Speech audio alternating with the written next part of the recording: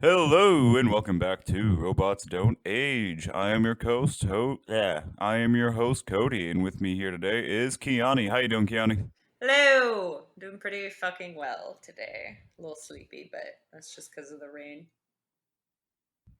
Oh, that sounds kind of relaxing. All right, so I've got a few things and notes of movies that I've been watching lately, but before we get into that, what have you been up to? Okay. Working on the website per usual. I've actually recently, I was in, well, before we started this, I was working on, I created like a gallery page and then like a link so you could see like the full size images and kind of like an explanation of like each picture on or each piece on the site as far as like my original paintings. And I'm also in the process of creating like a custom work form. Like basically if you want a custom piece, you like let me know what you're looking for, whether it's going to be personal or commercial, or whether you want digital or original painting, and you know like the duration of use and whatnot, so that I can give you like a custom quote. So I'm working on that quote page as we speak. um, and do you want me to go into TV shows, or do you want to do TV shows? Do you want to do No, yours no, you first? you can uh you can go ahead and do your TV shows. Mine's gonna be a minute, and I've got some notes on everything that I've watched. So, You say what? you go ahead. I've got notes on everything that I've already watched, and that might take a Oh. minute. Okay, so I've been watching this TV show called Dead to Me, which is like it's this show. This woman's husband was died in a hit and run. Like he got hit by a car and then they like took off and left him there. And so she's like dealing with that. And so she starts going to like grief counseling and she meets this very like offbeat, weird lady who's also very fucking sweet. Um, and not to like, there's gonna be some spoiler alerts in this, but like, come to find out, this woman is actually the woman who hit and killed her husband. And she like befriends this lady and ends up like living in her house. And it ends up being this like insane, all these insane twists and turns that you would just never fucking expect. And it's actually really fucking good. Would you qualify it as like a comedy or what kind of show is this? Like It's it's pretty fucking funny. dark opening right there. It's dark, but it's funny. Like I'm not even sure. Like I'm not even sure what you would qualify it as. Like I said, it's funny. There's also dark parts to it. It's also like you kind of intense, like has you on the edge of your seat, like what the fuck's gonna happen next. Like the close of each episode, like just hits you with another what the fuck. And I really enjoy that. I really enjoy that. Let's But see. It like the looks like it's weirdness a level, Netflix show. it is a Netflix show. Huh. It's really good. I There's mean, all right. It also sounds like a weird premise. Go ahead. sorry, there's also this show called Love, Death and Robots that I think you should check out. Ooh, I've heard about that. Yeah, it's like each one is a different, it's a different story. Like each episode is a different story. And so I can't even like give you a premise. Most of them are like animated, different animation things. But they're Different fucking styles, great. or Definitely different styles of animation, different context, different storylines. It had one has absolutely nothing to do with the next one, but it's fucking great. I really enjoy it. I really enjoy it. Some of them are darker, some of them are, gory, some of them are funny, some of them are happy. Like it's I really like it. I think it's a really good play on a TV show. I actually do remember our friend Fabian Harris, author Fabian Harris, telling me about that when it first came out. Recommended me, I should watch it, but I have not looked into it at all. The name is very intriguing. It's got my interest. All right. Any other shows you got for us? Not the Oh, I also completely fucking binge watched the second season of Umbrella Academy. I also haven't watched any of that. So what? I'm sorry, it cut out. I have not watched any Umbrella Academy. Watch it. It's good. It's good. I Yeah. won't spoil any of Yeah. it for you. It's good. It's good. Okay. You recommend it? I mean, out of these things you've talked about, Love, Death, Robots, Umbrella Academy, and Dead to Me, which one do you think I'd enjoy the most, personally? Uh, I don't know. That's hard. That's a hard choice because I think you would enjoy all of them. Um, Love, Death, and Robots, I think would be a good thing for us to like use for the show. Definitely, I think that that would be a good one for that. I think that Dead to Me would probably be an exciting thing for like you and your lady to watch. Um, That way, she gets tired of me. She can plan to have someone mow me down with a car and move in with them. yep, yep. That's exactly why. I'm trying to help Taylor out, okay? Joke's on her. My life insurance is going to my dog. Ha ha. Ha oh shit. And I mean the Umbrella Academy is really fucking good. I like it. I would probably start with Love, Death, and Robots. Just because simply because you've had two people suggest it to you now, so I feel like, you probably should watch it. Okay, I'll check out a couple episodes tonight. At the time we're recording this, just so everyone's aware, it's like the middle of August, and this isn't dropping until probably early to mid September, I think. So it's gonna be a little bit between now and then. All right, so you want to get around to what I was watching? Yes, yes, go ahead. So I've been doing a movie a day for 3 days now, and sometimes you miss one, but you try to obviously just watch a movie a day, something new, something I usually own but I haven't actually seen yet. So Yeah. I started out with the original Predator, which, as you might imagine, is a pretty good '80s action movie. I mean, it's so over the top, do a great job of establishing like Arnold Schwarzenegger, his whole badass unit of people, and I mean, it's what you expect. It's like '80 machismo predator skinning its victims. It's really a great like movie just to have on in the background. I Yeah. mean, I had a great time watching it. Have you ever seen the original Predator? Mm-mm. I've seen Predator, but not the original one. I think it's great just to have as like a background noise or something you might appreciate just casual viewing. Now, Mm-hmm. there's two more I want to talk about, and one of them in particular, but I'm going to be quick with this next one. I also watched the original Universal Monsters Frankenstein from 1930, I believe it was.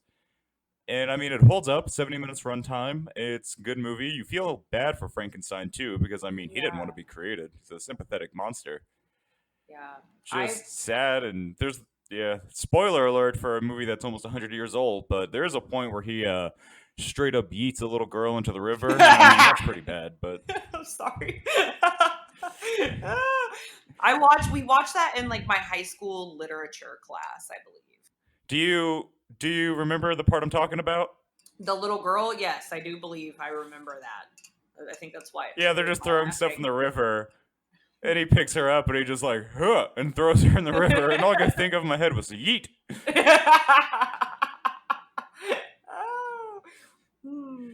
Don't need this. Huh. Huh. This is useless. You useless child. All right.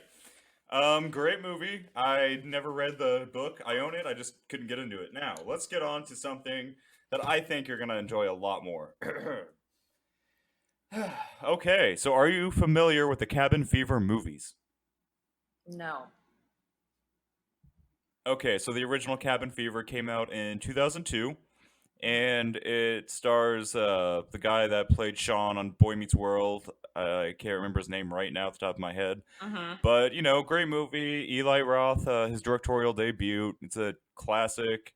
Really, just I mean, come on, it's the original Cabin Fever, great horror movie. So then they did Cabin Fever 2 and Cabin Fever Patient Zero.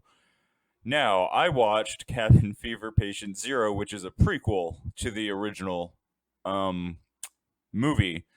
And I've made it very clear on here that I don't want to critique or be rude about anyone else's work because, it's just not the type of person I am. So I have some notes. Um, all right. So Keyauni, I'm gonna read off what I wrote down to you, and you can react how you please. Does this sound good? Yes, it sounds great. Okay. So I wrote down Cabin Fever, Patient Zero, logline. Look how bro we are. Look how. Now there's two groups that you follow, more or less. There's the patient zero, Mr. Porter, who is being tested on, and he's asymptomatic, and he has the disease. And then the other group, which is what I really cannot stress enough, is like the least likable people I've ever seen in a movie, I think, that is like supposed to be a group of protagonists. So it's a bunch of like really like three fratty kind of bro-ish guys. One of them more so like a meathead type. He is the younger brother of the main character who is engaged, and this is his bachelor party. Okay, so to start out, As soon as you said like the group of people that you would like, couldn't stand the most, like the least liked group of people, I immediately, the first thing that popped in my head was like, are they frat douchebags? Is that what they are? And that is exactly oh what boy, are Keyauni. they? I was like, it's always the frat douchebags, and I'm like, I want to punch them in the fucking mouth.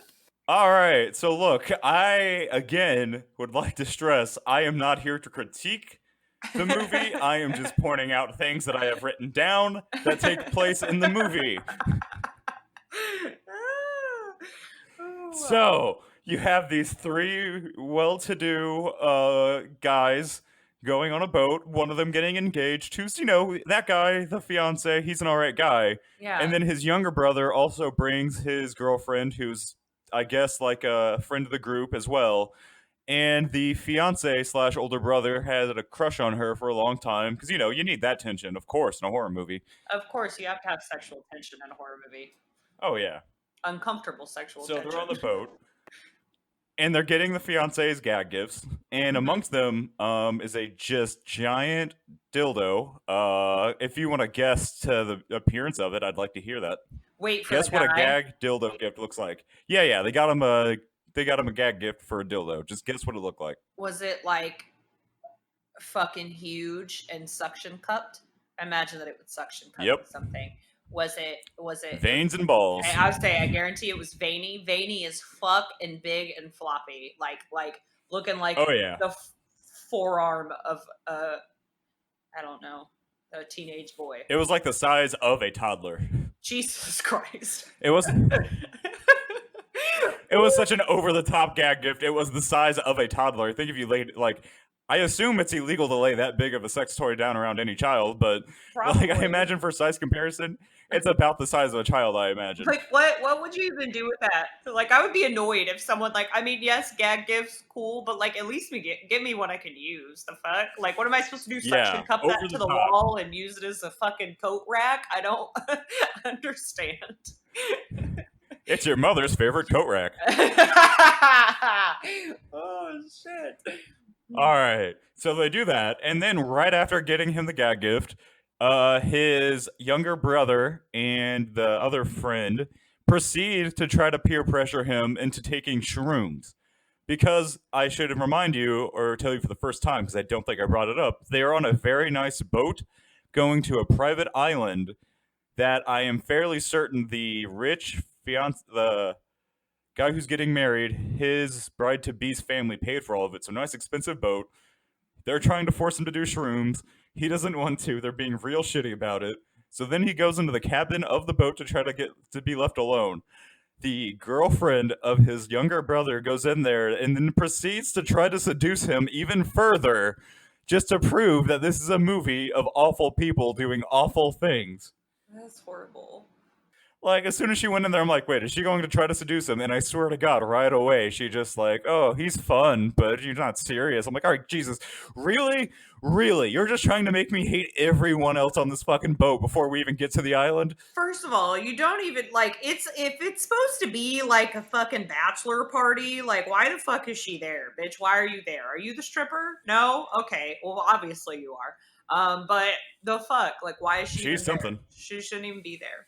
But and then shrooms. Let's touch on the shrooms thing, because things like that you do in a comfortable environment around people that you know, in spaces that you are remotely familiar with. I mean, maybe other people just want to go for a wild ass ride, but no, that's a safe space kind of drug. I would assume it's not a good idea to take shrooms on a deserted private island where nobody else is around. I think that'd be terrifying. No, I feel like I would have a horrible trip. That would be the trip would be awful. Like, I mean, I had a hard time being at like my local carnival on shrooms. Okay, like there was multiple times I was like, okay, guys, I gotta go. I'm having a bad trip. I gotta. This is fucking with my vibe. I gotta move along now. I made a mistake. I made a mistake. That clown is honestly the nicest thing about being here, and that's super fucked up. No, the clown was fucked up. That's actually one of the things that made me get up and walk away. Is this guy like had his face painted like a clown? And I was like, nope, motherfucker, not today. I can't do this. But this glitter over here on your shirt is just blowing my fucking mind. Oh fuck. So shrooms on a deserted island. All right, he refused that. They also have a ton of weed though. Don't worry. Just like for one night, the one night they're out there, an enormous amount of weed. Okay. So they're going to the island, and I will say this: the gore effects are amazing though. Like they did a great job with that. And I stopped taking notes after these next 2 points because I didn't want to spoil any of the movie. This is all just, Act 1 setting up stuff. Mm-hmm. So when they do get the deadly flesh-eating virus, they at first blame it on the weed. They're like, oh, well, it must be the weed. It's probably the strain or something. Oh, boy. No. What the fuck? Some sort of like flesh-eating virus disease weed. Now, I know that weed makes you paranoid, but come the fuck on. I would never just automatically assume it's the weed. You're clearly new at this. All of you are clearly new at this. I don't know what screenwriter was doing. He was like, fuck it, they're 20-year-olds. They don't know any better. They're going to think the weed is what's causing their flesh to fall off. Yeah, let's go. Put it in there. Maybe if I was 20, I would think that I would probably think it wasn't real. Like if I had taken shrooms, I would think it wasn't real and that it was part of my trip. That's what I would think. I'd be like, I'm just tripping balls right now, and this isn't realistic. I just could not. Or maybe the water. Could not resist writing that down. It's the weed. I was like, oh, it must be the weed. Oh, that's what it is. All right, yeah, we're on this deserted private island, but it must be the fucking weed. All right. Anyways, I have one last point, and this was a line of dialogue right before that scene that I had to say for last. Because this was the entire reason why I wanted to talk to you about this movie. This beautiful line of dialogue that was delivered right before the little brother goes into the tent to check on his girlfriend. Mm-hmm. Gotta make sure I have a clear voice for this. Sorry, it's a very important line of dialogue. This is after they were swimming in the ocean. I hope she's all cleaned up. Daddy don't like no salty coochie. Ew. Ew, bro. First of all... He announces loudly around the fire where his older brother and his friend are right before going into the tent. I hope she cleaned up because Daddy don't like no salty cooch. First of all, what the fuck? Ew. Bro douchebags are the worst kind of douchebags. Like fucking college frat chode ass motherfuckers. Like y'all, ew. Just ew. Yeah, I know they're going for a particular vibe, but like in the first Cabin Fever movie, there's one character that you don't like. In this Cabin Fever movie, there's one character that you like. Well, maybe they were just trying to do like a flip it kind of situation because I mean, obviously, like all of these people were fucking tools except for maybe one. So I don't know. Daddy don't like no salty coochie. Yeah, I want that on a shirt or a beer mug or something. Maybe a coffee mug. Daddy don't like no salty cooch. Daddy don't like no salty cooch. That's going to become the new slogan for the podcast, everyone. Get ready. Daddy don't like no salty cooch. 2020. 2020. Oh, fuck. I could probably make you one. I've got my fucking, my little drop shipping shit. Get you on the ad calls. It's true. I could put in an order. You could. Daddy don't like no salty. All right. I believe. Oh, that is all of my notes for Cabin Fever Patient Zero. All right. Do you have anything before we cut to our commercial break? No, I do not. All right. And before we go, I would just like to say this podcast is not brought to you by Tangled Roots Brewery, but it should be. Tangled Roots Brewery. Holy shit, that's delicious. Do you guys hear me? Tangled Roots. I am telling you right now, send me beer. I miss it. This is Lieutenant John Walker of the Human Resistance. If you're hearing this, friend, then you're one of us. Meet at 1392 Willow Creek Road, and... Oh no, they've reached the compound, we gotta get out of here. All humans must turn themselves in to the nearest processing facility or face further, more severe consequences. And we're back! Alright, so before we talk about the big news, or the main topic today, which is Descender, real quick, Keyauni, I know this is gonna be old by the time we get around to it, but there's a real-life Gundam that they can move. I know. It walks. Listen. All my fucking childhood Power Ranger dreams have fucking come true. And that's definitely something I want to see in my fucking lifetime. We are so close to like a kaiju Pacific Rim thing. I mean, it started in August 2020. Pacific Rim, the movie did. So I'm pretty. It's fucking cool. It's a walking Gundam. I mean, I don't need to say anything more than that. We have a Gundam that we can control. Like we don't as Americans, but it's a thing, guys. It's possible. It's a How thing. fucking cool! Come on. It's a Gundam. It's a thing that exists. We have giant robots. That is awesome. That is just so fucking cool. I don't have any other thing to talk about other than I just love it. It's so fucking fun. Yeah. Like we don't have any details or anything like that, but it's fucking dope. It's dope. And like It's I a said, 60-foot tall Gundam they made in Japan. I believe is a statue that's fully functional, like they can move, and they also made it flip like a crowd off, I believe, as one of the first things. So yeah, that's it. That's all you need to know. Go look it up. It's awesome. That just told me everything I need to know about the people who made it. They're like, you know what we're gonna do? You know what we're gonna do with this giant robot? The first thing we're gonna do, we're gonna flip a bunch of people off. I like you.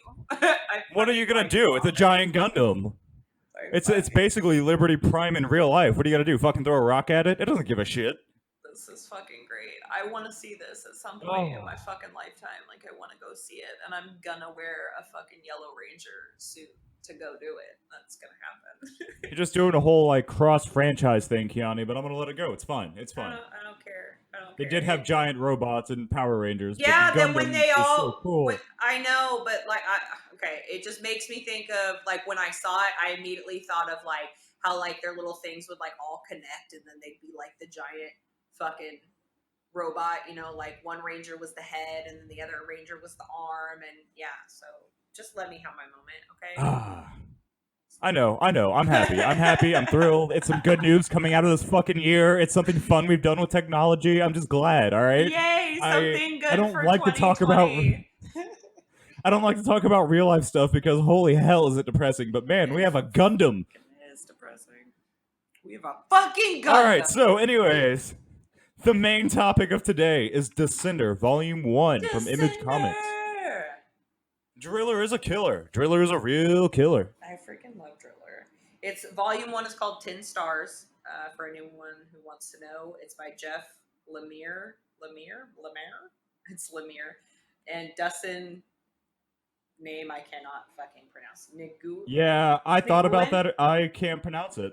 Naguin? Nagayan? Nagayan? I don't know. Look, all right. Okay.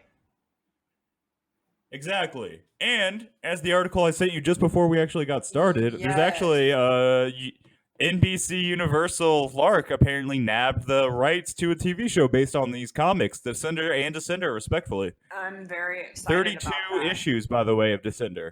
Well, this is very relevant. Or not very relevant, very recent. This Yeah, this was announced in June, actually. Okay. So we just missed it. We didn't see anything for it. Well, I mean, we kind of just got started on these comics, so I mean, in our defense. That's true. That is true. Before we actually talk about too much of the comics, though, really excited for that TV show. I can't wait to see like live action Tim 21 and Driller. Yes. Who is my favorite character in Volume 1? Because Driller is a killer. Driller is a real killer. I would have to say Driller is my favorite character as well. All right. So we talked about this briefly on your last episode.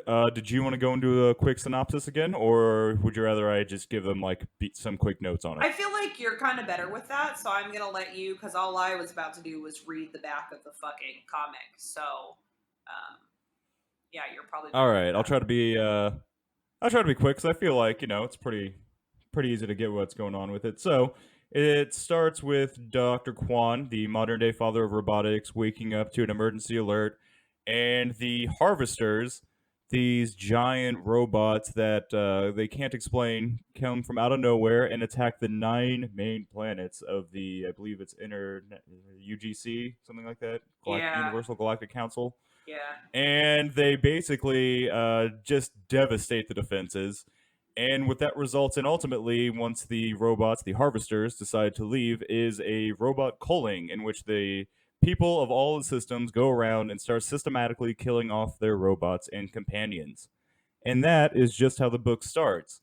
The main character and protagonist is Tim 21, a friendship unit robot, for lack of a better term, who wakes up roughly 10 years, I believe, after the fact, on his mining planet completely alone. And that's where we start off. So if it's not obvious for the rest of the episode, we're probably going to be going into a lot of spoilers for the entire first volume. So, Keyauni, let's talk about it. Man, what are your thoughts on this just cool comic book that I'm really glad you recommended? I really enjoy it. I feel like one of the things, and this is kind of always the thing for me that grabs my attention, is the artwork. Obviously, well, not obviously, but like for me, it's obvious because artwork is my thing. So, Because if people aren't aware, Keyauni is an artist. Go on. yes, I am. So I really feel like it grabbed my attention, and I really liked how, not that things aren't clean, I don't want to say that, but everything has this like rough sketched quality to it. Like the edges, like not everything's like sharp lines. It's just I don't know. And then it also has this. In particular, when they're in their ship or like the cockpit and the shuttle. Yeah. And it then looks like it's just them in color, and then it's the white background, like it was just the beginning parts of the sketch. And then it's also got a very like watercolor feel to it. Like it looks as if it's been painted with watercolor, and that's how they created the work. Which, I mean, who knows? Maybe they did. But yeah, so I very much liked that. And then I also liked that it was very like kind of. I really like things that have like a post-apocalyptic feel to them. And I feel like this kind of has that feel to it, especially because they're like no more robots. Robots are being hunted down, and he's like supposed to be the last one. I mean, obviously he's not the last one, but yeah, I like it. I like that they're on the run. I like that they're trying to solve this mystery, I guess. They're trying to figure out essentially where the harvesters are coming from, who they are, and if they're going to come again. I believe is a big part of it. Yeah, and because Tim 21 holds the secrets to that in his codex. Yes, because they found like a match.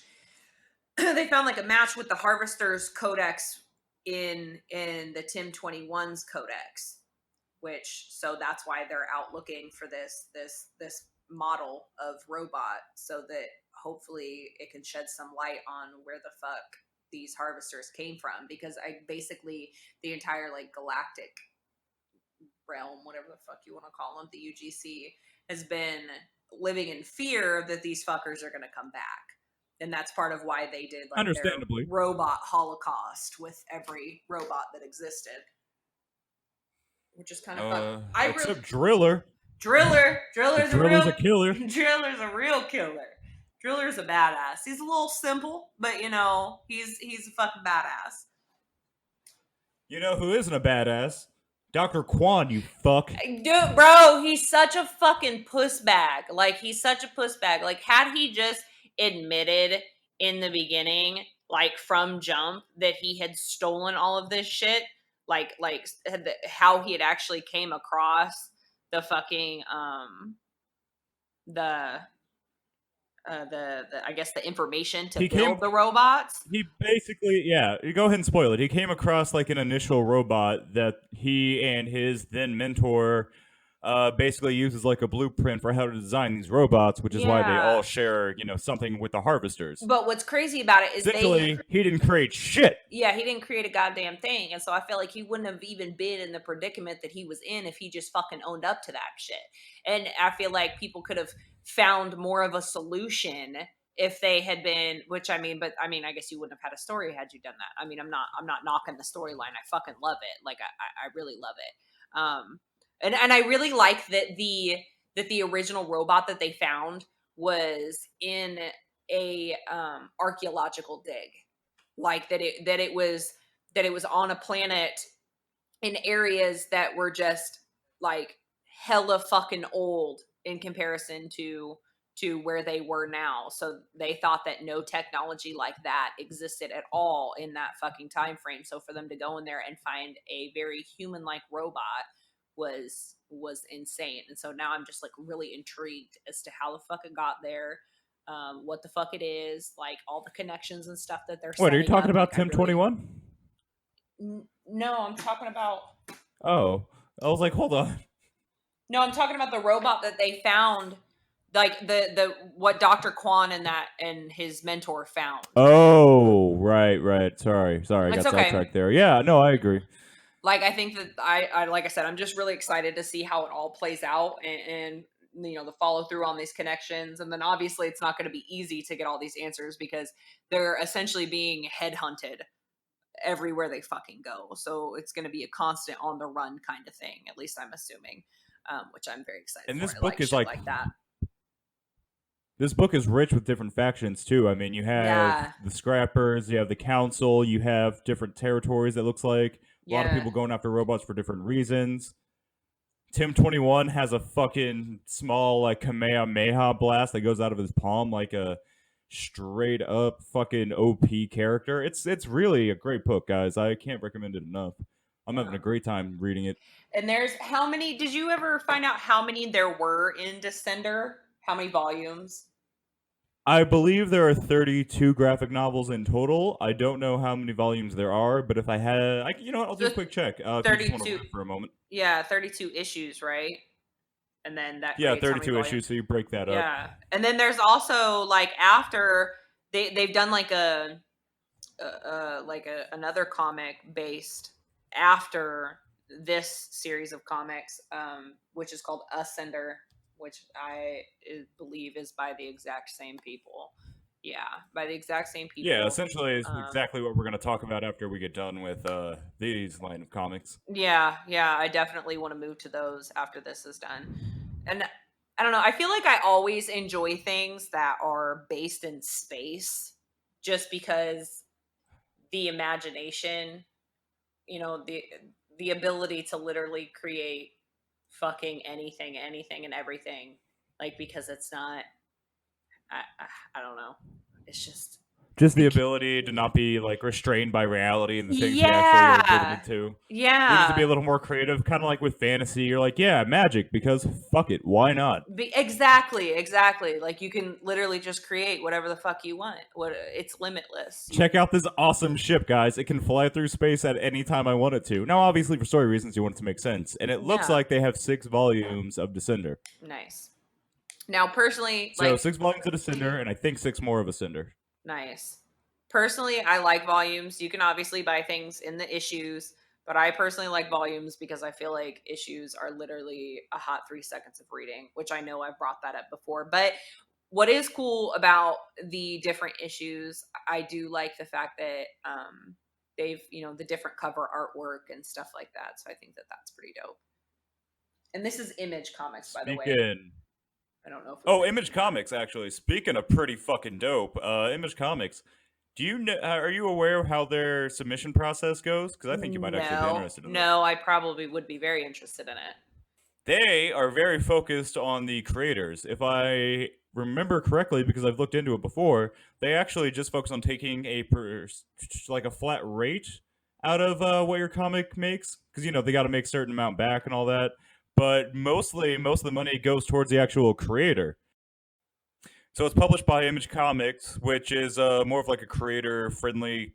Because I looked on their website here, and I sent you a link in the chat if you want to skim it. But basically, they let you retain all the rights to whatever it is you publish through them, and they just take a small fee for the actual like publishing cost and all that, and give the rest to you and let you divide it amongst you and your team. So they don't take a percentage, which is unusual, I believe, for the comic book industry. They are very creator-friendly. And like I said, they accept open submissions from artists and writers and all that. So, I mean, hey, guys, if you feel like trying it out, Image Comics is willing to listen, apparently. Definitely. Anyone interested in making some comics? Image Comics looks like if I'm it's not the way mistaken, to go. They've also published a lot of the other ones I've read, like Kill or Be Killed, and I believe Realm is another one they've done. But Image Comics is, yeah, they're very creator friendly. I'm definitely going to be going to them for more of their stuff. I haven't, read that many comics, but the ones that I have read have all been Image. And I really feel like I'm continually drawn to the artwork on these. And I know that may sound stupid, but a lot of times, say don't judge a book by its cover, but I can't I can't help it. A lot of times it is a comic book. And I'll flip through and graphic I'm like, novels inherently. Yeah, I'm just like, I love this imagery. Like, this is so well done and unique and different. And I don't know. I think I pick based on that because I pull inspiration from things. So, No, I agree. Image Comics, the art styles, but that's probably like a big reason why is that each creator gets to maintain the rights and it's very like hands off, it seems like. Yeah. I mean, I assume they have notes and things they, want you to change for their comic, obviously for more marketability. They're the experts, whatever, but I would imagine they're very hands off on like the style and how you do it because if they accept your submission, that's what they're looking for. Yeah. So I think that's why all of them look unique. I think that that's a good play for them too, because I feel like when you allow an artist creative freedom, they make some of their best work. Like anytime that I've had to say create a commissioned piece for someone, I have struggled with completion. I mean, I get them done, don't get me wrong, but I feel like it being in this strict box, I feel like I have a harder time allowing my creativity to flow because you want this set, you have these set ideals for what you want it to look like, and you're the customer, so obviously I understand and I'm gonna do it however the fuck you want it.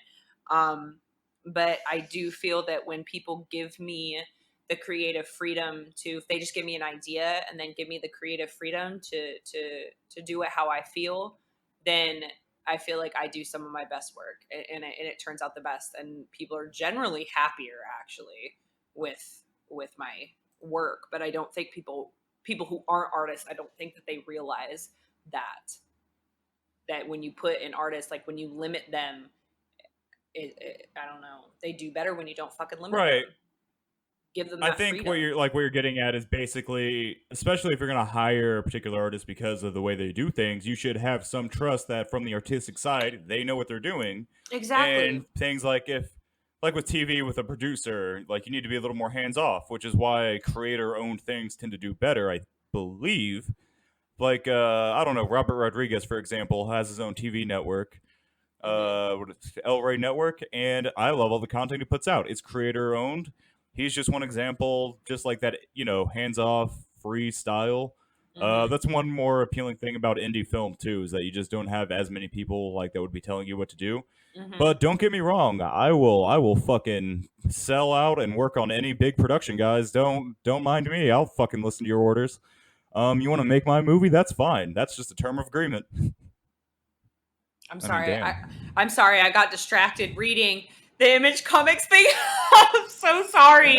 I'm so sorry. I'm over here like trying to riff, and I'm like, oh, so it's just dead silence. I don't really have. No, I didn't mean to do that because this thing's been sitting in front of me, and I'm like, don't start reading it, bitch, because you're gonna completely lose track of where the fuck you're at in this podcast, and that's exactly what the fuck happened. So I'm just gonna close that right now, because I'm trying to make some shit, and so I'm like, oh, so what do they require? What do you need? What do you need for these ideas and stuff like that? Because a bitch got some ideas.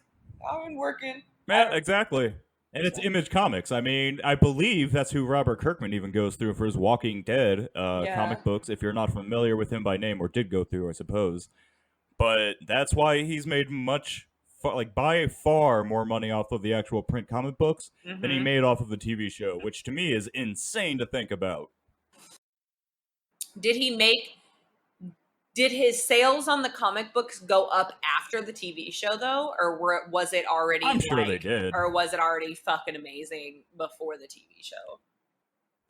I have no doubt like the TV show helped him skyrocket in the comic book sales, but I mean, I still imagine they were doing really well beforehand. Oh, I'm sure. I also read a few of the Walking Dead books, and not bad. Yeah, I read it the first 2. But we're not here to talk about Walking Dead, you know that? We're here to talk about Descender, and I believe we did. So, did. just like the comic books, I'm going to descend my way out of this podcast. Keyauni, where can they follow you?